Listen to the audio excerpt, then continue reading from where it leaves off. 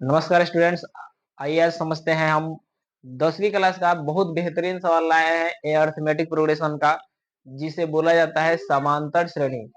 ये आपको पढ़ना है। इसमें से कम 10 अंक का लगभग पूछ लिया जाएगा, ऑब्जेक्टिव और सब्जेक्टिव को मिला करके। ठीक है, देखेंगे हम लोग अर्थमेटिक प्रोग्रेशन। पहले इस बातों को समझा जाए। अर्थमेटिक प्रोग्रेशन में समांतर श्रेणी में बोला जाता है कि समांतर, देखिए इसका नाम ही है समांतर श्रेणी। समांतर श्रेणी आमतौर पे श्रेणी भी बोल के काम चला लिया जाता है। तो समांतर श्रेणी में समान अंकों का अंतर होगा। समान अंक बढ़ेगा या समान अंक क्या होगा, घटेगा। इस बात को आप हमेशा याद रखिएगा। इसमें समान अंक बढ़ने का रहेगा या फिर समान अंक घट सकता है। जैसे 8 12, इस तरह से, जैसे 8 12 16, इस तरह से 20। देखिए कितना अंकों का इसमें बढ़त है।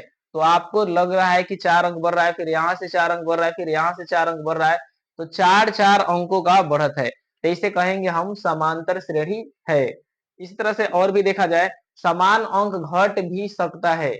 जैसे देखा जाए यहाँ पे 80 हो गया, 70, यहाँ पे 60, डॉट डॉट डॉट डॉट। देखिए यहाँ पर कितने का अंतर है, 10 का। फिर यहाँ से यहाँ तक कितना अंतर है, 10 का। फिर यहाँ से यहाँ तक कितना अंतर है, 10 का। समान अंक घटेगा भी तो भी समांतर श्रेणी है। जैसे यहाँ देखिए जाए, -10 है, -8 है, -6 है, -4, डॉट डॉट। यहाँ पर कितने का अंतर है, तो आप कहिएगा 2 का अंतर है। नहीं, 2 का अंतर है, -2 का अंतर है। सॉरी, -2 का अंतर नहीं, +2 का अंतर है। क्योंकि यहाँ 10 है, फिर यहाँ से आया -8, फिर आया -6, -4। तो इसमें 2 का अंतर है, +2 का अंतर है। ठीक है, हम बताएंगे कैसे +2 का अंतर है। ठीक, आगे देख लेते हैं हम लोग। अगर आपसे फिर पूछा जाए कि यहाँ पे 18 है, फिर मान के चलिए 8 है, फिर मान के चलिए आपका -2 है, डॉट डॉट है, तो इसमें कितने का अंतर है, तो आप कहेगा कि यहाँ पे -10 का अंतर है। तो हाँ जी, इसमें -10 का अंतर है, क्योंकि यहाँ से यहाँ तक घटने में -10 कम हुआ है, फिर यहाँ से यहाँ तक आने में फिर -10 का कमी आया है। ठीक, इसलिए यह एपी है। एपी का मतलब हुआ अरिथमेटिक प्रोग्रेशन। ठीक, तो अरिथमेटिक प्रोग्रेशन में समान अंकों का, समांतर श्रेणी में समान अंक बढ़ेगा या समान अंक घटेगा। तो मैं आपके सामने एक छोटा सा क्लू देना चाहता हूं। अगर इस तरह से सवाल दिया जाए, जैसे 1 है, 3 है, उसके बाद 7 है, उसके बाद मान के चलिए 15 है, इसमें समान अंकों का अंतर है या नहीं है। अगर समान अंकों का अंतर होगा हर एक पद में तो समांतर श्रेणी होगा, वरना नहीं होगा।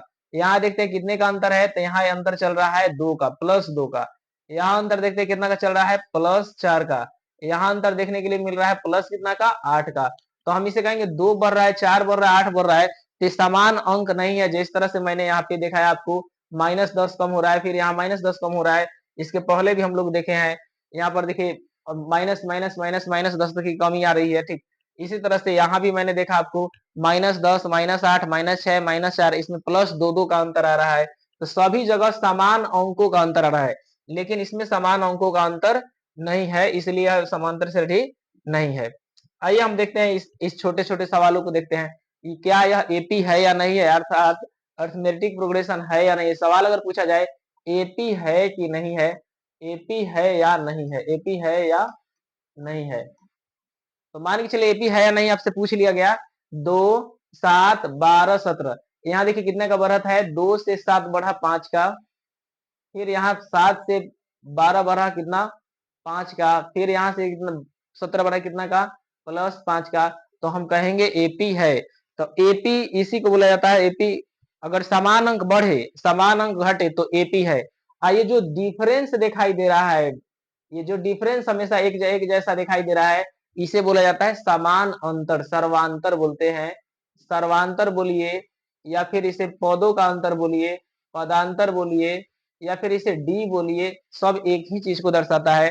अर्थात कितने का अंतर पे चल रहा है, तो 5 5 का। तो आप पूछ दिया जा सकता है 2 7 12 17 का पदांतर क्या होगा, तो पदांतर कितना होगा, 5 होगा। पदांतर कहे तो चाहे सर्वांतर कहे तो 5 का ही बताएंगे। इसी तरह से यहाँ भी देखिए क्या एपी है या नहीं है। यहाँ से यहाँ कितना बढ़ा, 10 बढ़ रहा है, फिर यहाँ से तक कितना बढ़ा है, फिर 10 बढ़ रहा है, फिर यहाँ से यहाँ तक कितना बढ़ा, 10 बढ़ रहा है। तो 10 10 का बढ़ने का क्रम है, तो हम इसे एपी कहेंगे कि ना कहेंगे, तो इसे एपी हम कहेंगे क्योंकि 10 10 बढ़ रहे हैं, समान अंक बढ़ रहा है। ठीक, तो इस 10 को हम लोग क्या कहेंगे, प्लस प्लस 10 बढ़ रहा है, इस 10 को क्या कहेंगे, तो हम कहेंगे पदांतर है। क्या है, पदों का अंतर है, इस पद में और इस पद में पद अंतर है।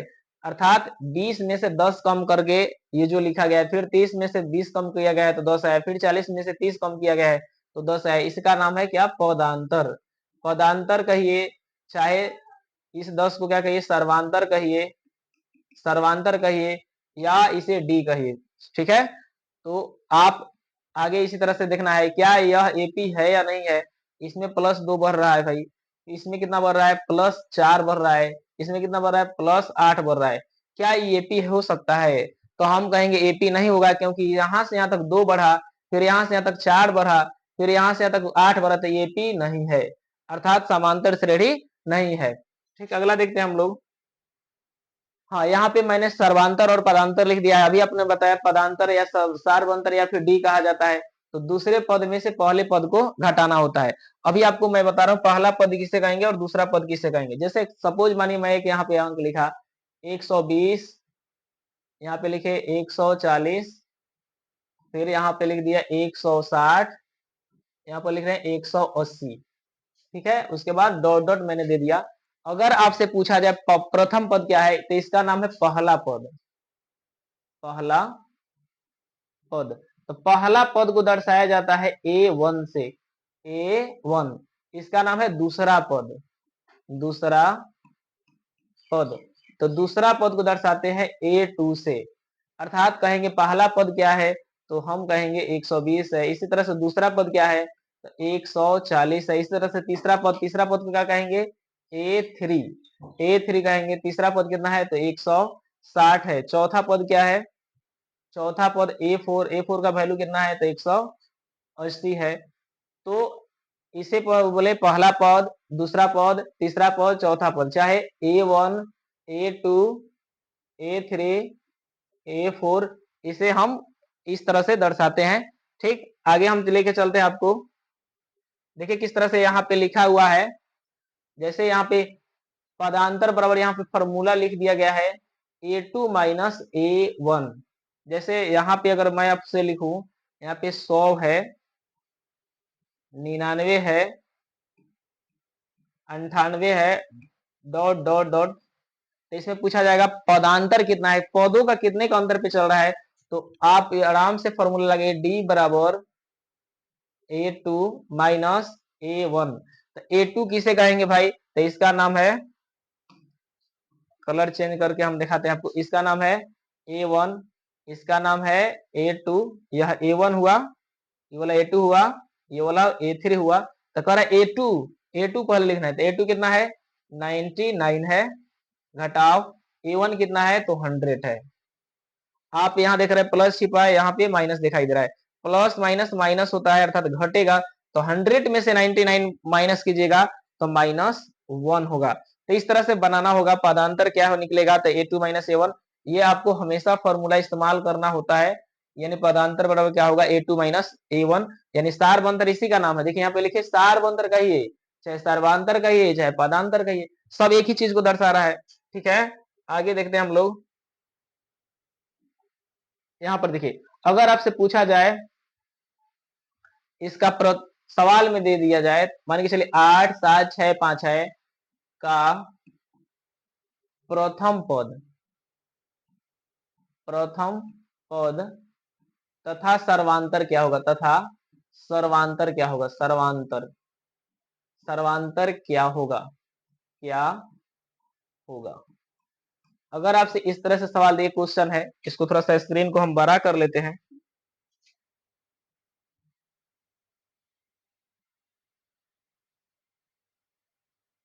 ठीक है, हमने कर लिया। अब आप देखिए, तो प्रथम पद बोलेंगे इसे A1 को, इसे प्रथम पद, इसे दूसरा पद, इसे तीसरा पद, इसे चौथा पद। तो प्रथम पद हमसे पूछा है, प्रथम पद, प्रथम पद पूछा है, प्रथम पद को बोला जाता है A1। तो प्रथम पद कितना हो गया, 8। इस तरह से हमसे पूछता दूसरा पद क्या होगा तो बताते 7। तीसरा पद पूछता तो 6 बताते। उसके बाद बोला है कि सर्वांतर क्या होगा, तो सर्वांतर क्या होता है, डी बराबर फॉर्मूला क्या होता है, डी बराबर होता है A2 माइनस A1।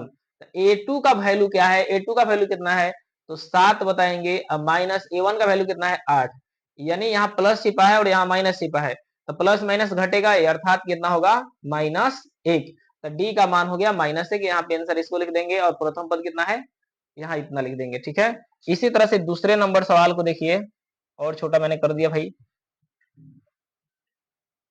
चलिए बड़ा कर दिए इसको और ऊपर करके हम कर देते हैं। चलिए आइए देखते हैं हम, अगर पूछता 5, 10, 15, 20 का तीसरा पद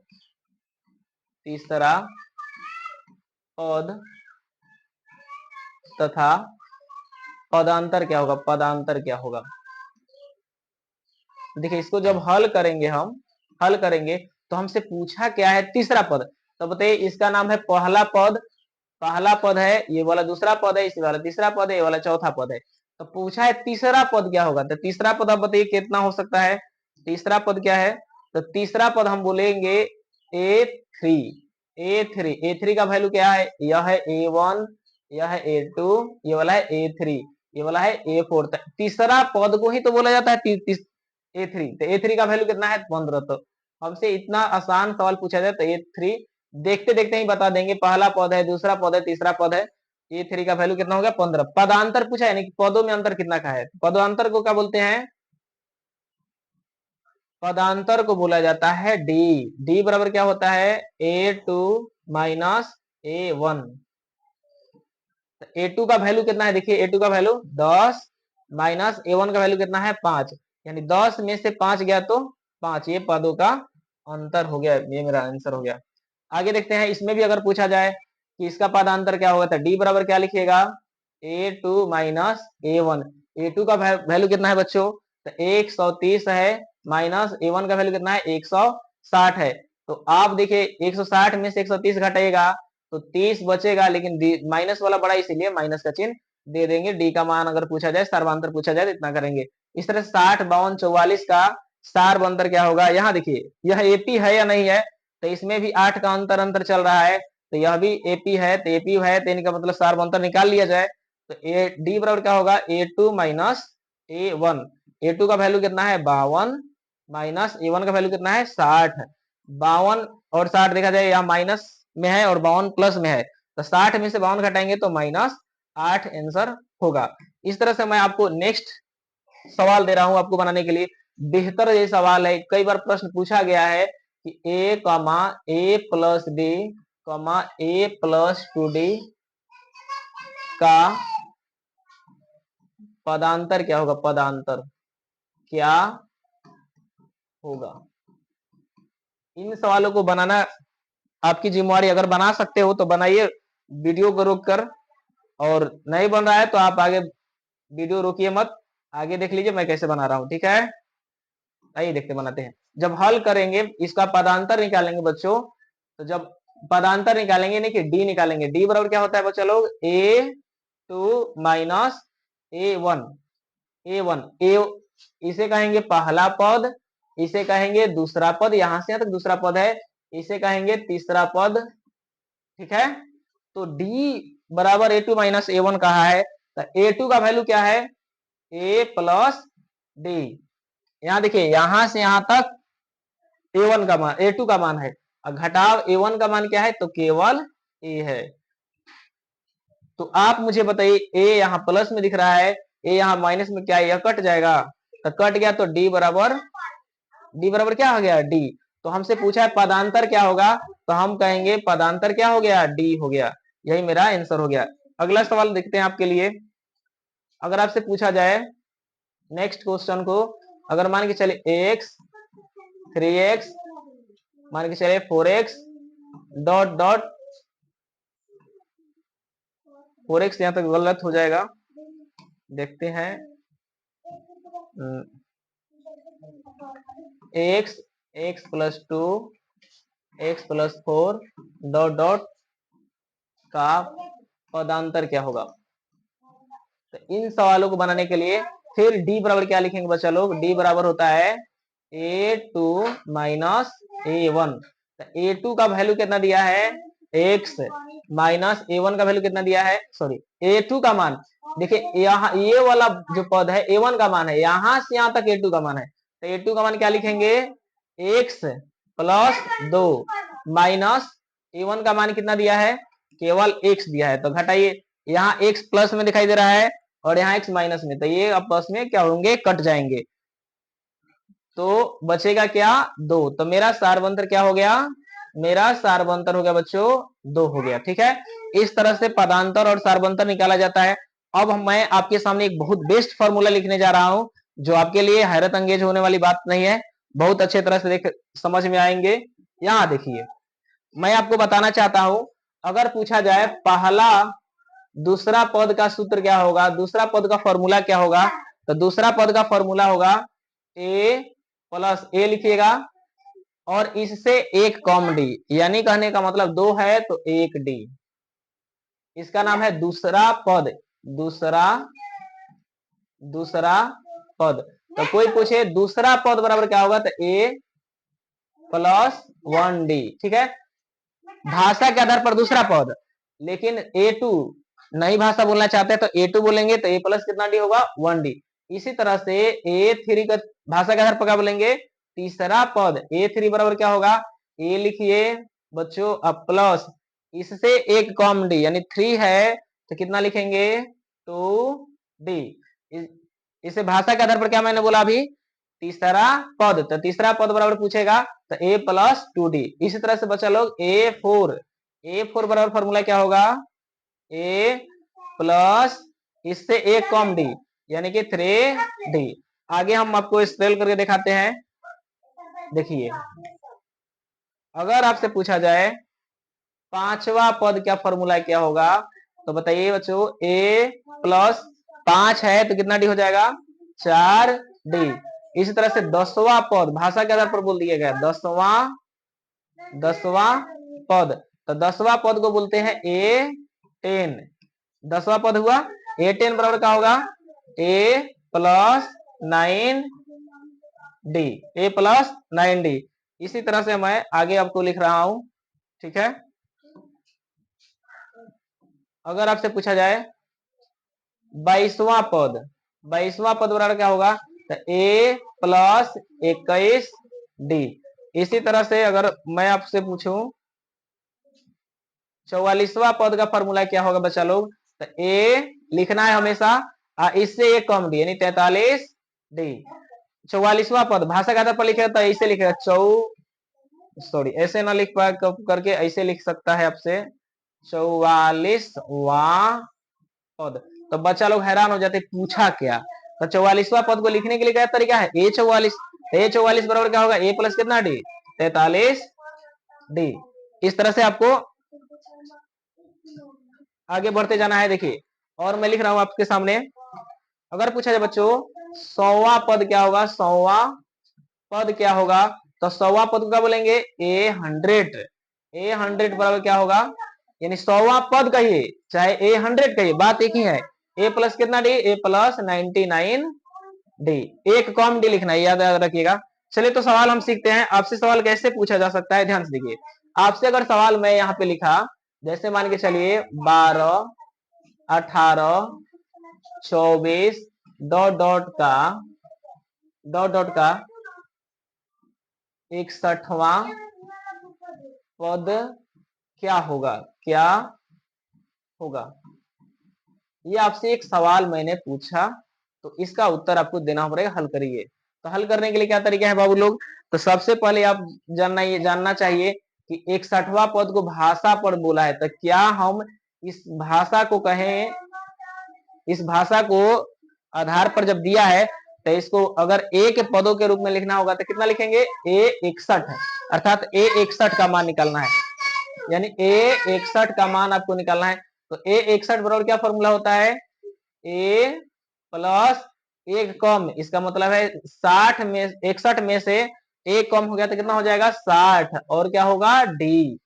तो पहला बात यह है कि क्या ए का मान मालूम है या नहीं है, तो ए का मान यही तो है, इसे A1 कहिए चाहे ए कहिए, A2 है A3 है। डी का मान निकालना पड़ेगा, तो डी का मान निकाल लिया जाए। तो डी बराबर क्या होता है फॉर्मूला, डी बराबर अभी मैंने बताया था जस्ट, देखिए डी बराबर क्या होता है, दूसरा पद में से पहले पद को घटा लीजिए। तो दूसरा पद बच्चा लोग क्या है, तो इसे बोला गया है पहला पद, इसे बोला गया दूसरा पद, इसे बोला गया तीसरा पद। तो A2 का वैल्यू कितना है 18 माइनस A1 का वैल्यू कितना है 12। 18 में से 12 कम हो गया तो कितना बचा 6। तो इसका मतलब है हमें डी का मान प्राप्त हो गया 6। तो डी का जब मान प्राप्त हो गया 6, तो इसे बनाने के लिए आराम से बना सकते हैं। A61 का मान निकालना है हमें, पहले देख लिया जाए। ए का मान कितना है 12, बच्चा लोग 12 मान दिया है, ठीक है। यहाँ पर देखिए थोड़ा सा आपको ये समझ लेना है, यहीं पे लिखते हैं हम A61 है, A61 बराबर फॉर्मूला क्या लिखा गया है, A प्लस 60D। तो यहाँ पर दिखाई दिया ए का मान कितना है 12 प्लस 60, यहाँ कोई चीज नहीं है बच्चा लोग, तो गुना डी का वैल्यू कितना है 6। तो बताइए आप हमें 12 का 12 प्लस 60 में 6 से गुना करिए, 6 36 यानी 360 हो गए। 360 प्लस 12 जोड़ेंगे तो 372 प्राप्त होगा, यही मेरा करेक्ट आंसर होगा। चलिए आगे हम एक और सवाल आपको देते हैं। अगर आपसे पूछ लिया जाए 10 8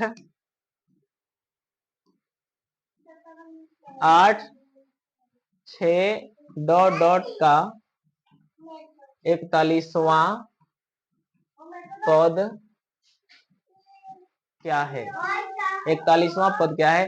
तो जब हल करेंगे बच्चा लोग, तो सबसे पहले आप 41वां पद को समझ गए। 41वां पद क्या हो गया, 41वां पद माने a प्लस 40D।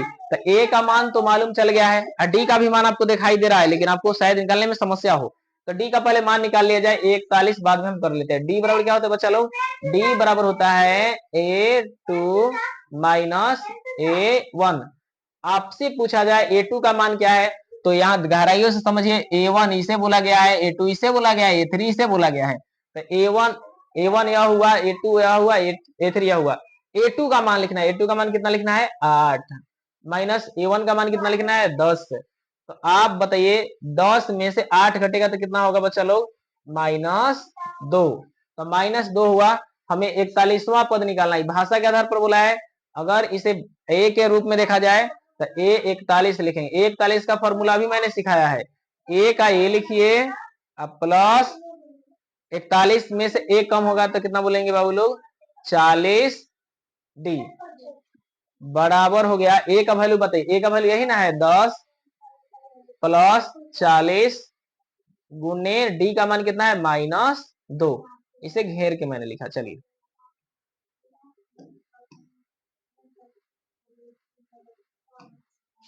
10 का 10, यहाँ देखिए गुना करेंगे, माइनस है प्लस है तो माइनस होगा। 40 में 2 से गुना करिए तो 80 हो गया। तो अब बताइए 80 बड़ा है 10 तो छोटा है, तो 80 में से 10 चला गया तो कितना होगा 70। माइनस की प्लस बाबू लोग, तो 12 अंक अगर प्लस में है तो प्लस देंगे, 12 अंक अगर माइनस में है तो माइनस देंगे, तो -70। यानी कहने का मतलब है इसका जो 41वां पद का आंसर आ गया -70 आया। अर्थात ये हम लिख सकते हैं 41वां पद बराबर, इसलिए 41वां पद बराबर इतना आंसर लिख सकते हैं। आइए हम फिर अगले वीडियो में मिलेंगे, तब तक के लिए जय हिंद।